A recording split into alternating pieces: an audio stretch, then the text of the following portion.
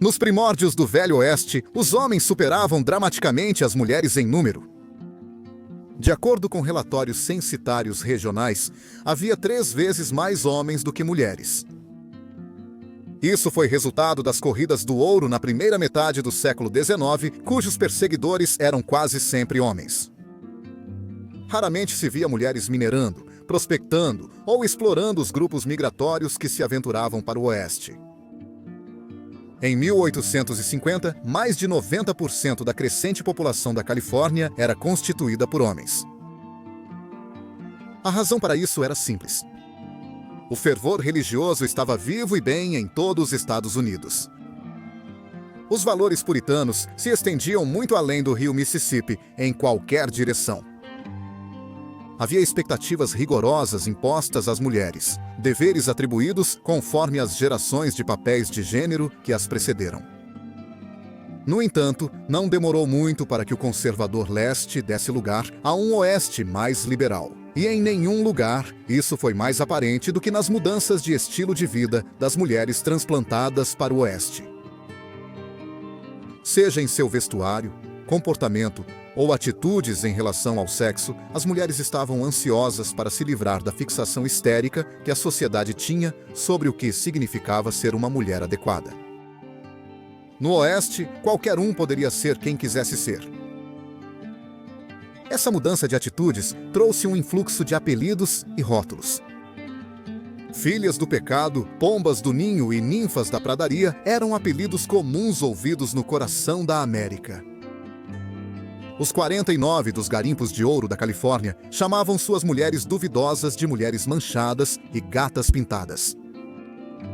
Um cowboy pode se referir a alguém como uma dama escarlate ou anjo caído. No final, todas eram o mesmo conceito: mulheres que mudaram a cultura do Oeste. E um dos seus lugares favoritos, o saloon. E assim a era deu origem às garotas de saloon.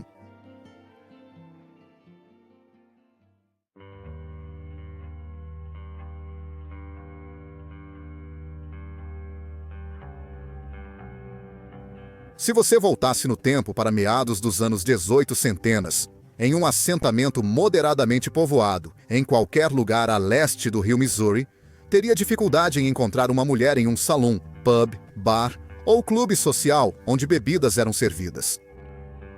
A menos que fosse uma cervejaria alemã, com esposas e filhas culturalmente precisas formando a maior parte da equipe, as mulheres não eram permitidas além das portas de tal estabelecimento. Isso até você se aventurar mais para o oeste, onde saloons e salões de dança não eram conhecidos apenas por bebidas variadas e decoração com chifres de veado e peles de urso.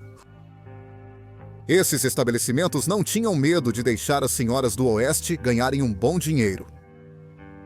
Isso beneficiava os proprietários do local e permitia que as mulheres trabalhadoras ganhassem a vida sem envolver trabalho árduo em uma fazenda ou cuidar de 8 filhos e uma vaca leiteira.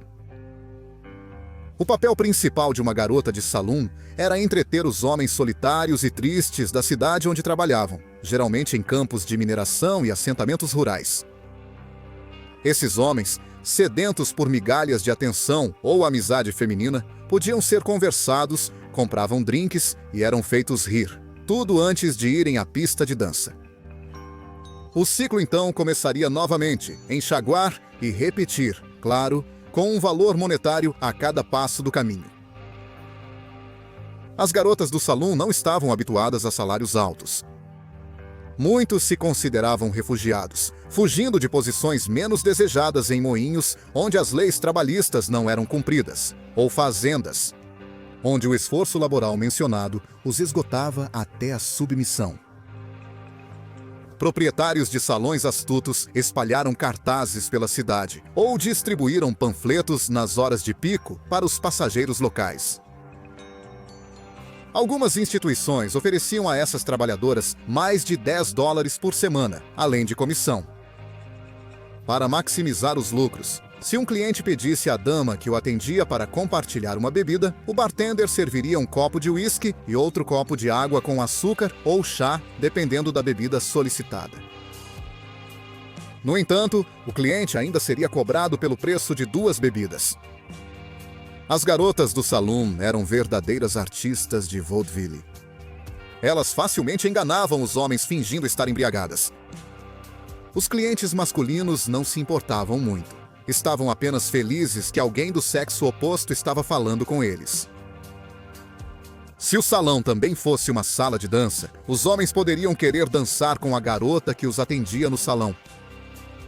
A dança, geralmente, começava por volta das 8 da noite. Os clientes podiam escolher uma valsa, uma polca ou qualquer estilo de dança intermediário. As melhores das garotas do salão de dança podiam se ver participando de 50 danças em um único turno. Levando em conta gorjetas, comissão e salário, essa ação fervorosa poderia fazer a garota ganhar mais dinheiro do que um homem do Oeste via em um mês. A dança geralmente custava ao cliente pelo menos 75 centavos, se não, $1 inteiro. Por esse preço, eles poderiam se ver dançando por 15 minutos, mas raramente por mais tempo.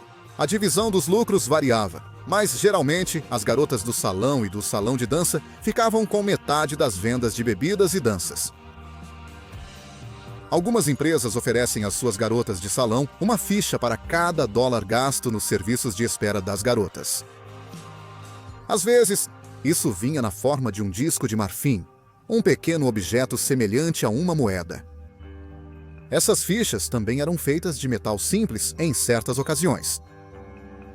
Conforme a noite avançava, as garotas do salão deslizavam discos de marfim em suas meias, resultando em pernas de aparência irregular quando o último pedido era anunciado.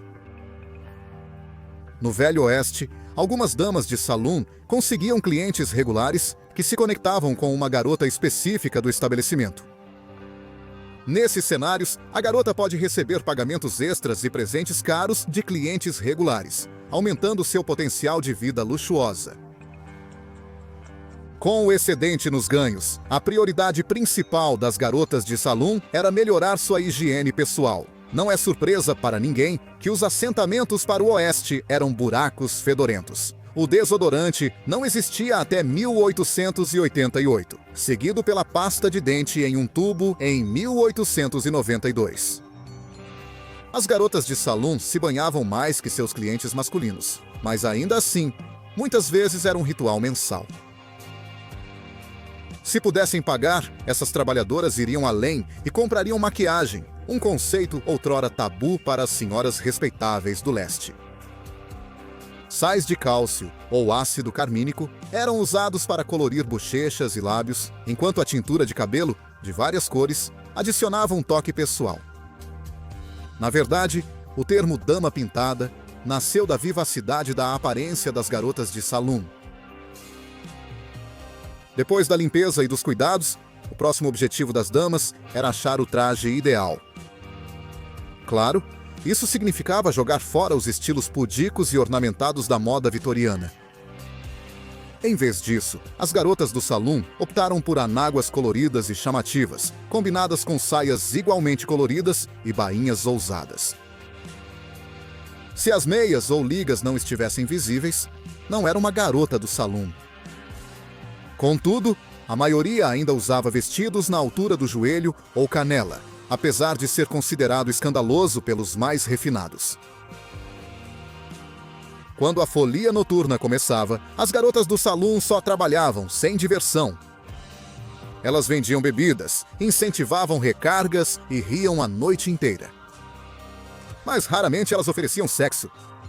A prostituição diferia do trabalho das garotas de salão. E não importa para onde as atividades da noite fossem, seja dançando ou em conversas embriagadas, elas e seus empregadores esperavam o máximo respeito dos clientes. Os donos tinham ciência de que a maior parte dos negócios vinha do serviço da garçonete do salão. E conforme os anos passavam, e as trabalhadoras não eram apenas solteiras, mas mães e filhas do cidadão comum, não havia tolerância para comportamento pervertido ou grosseiro por parte dos clientes.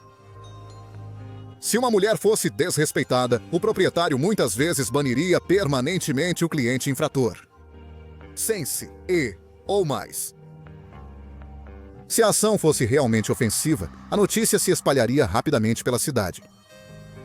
o patrono não apenas seria expulso, mas rejeitado por todos os habitantes da cidade, como uma ovelha negra ou patinho feio. Em alguns casos, o infrator seria simplesmente morto. A natureza sem lei imperava nos assentamentos do interior. Isso não significava que a vida de uma garota de salão era fácil. O trabalho ainda era perigoso, especialmente quando envolvia foras da lei ou desesperados. Para um viajante errante sem vínculos com a cidade, qual o significado de responder com violência a uma garota de salão que rejeitava suas investidas?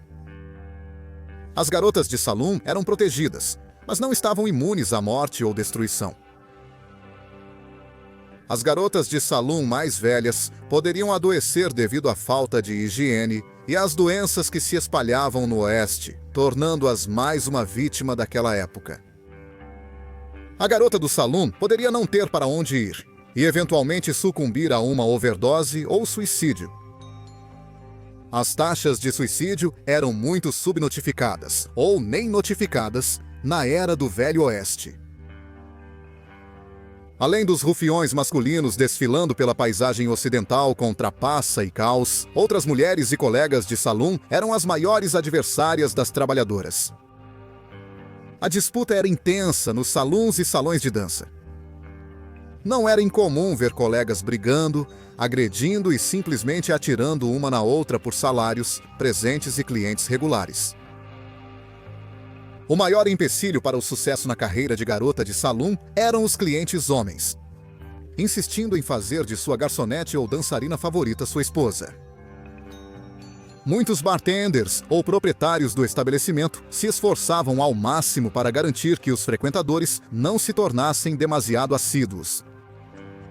Eles temiam que um relacionamento romântico mais próximo resultasse em casamento.